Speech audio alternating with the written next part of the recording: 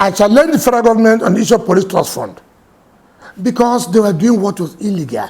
It's not fair. You don't collect my money to do your own work. You do your own work.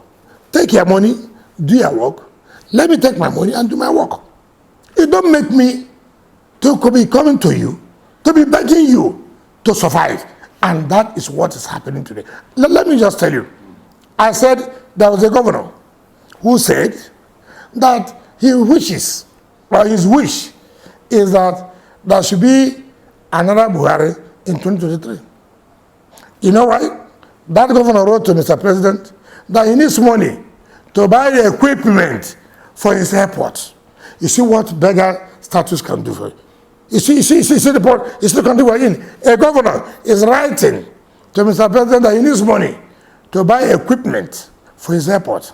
And that is why that governor will say his wish is that there should be, look, I cannot, because I do know that as far as we're concerned, the country is moving. So if anybody you bring to hear the VAT matter, you know, the only thing people are concerned is about this judge's matter was given on Monday, right?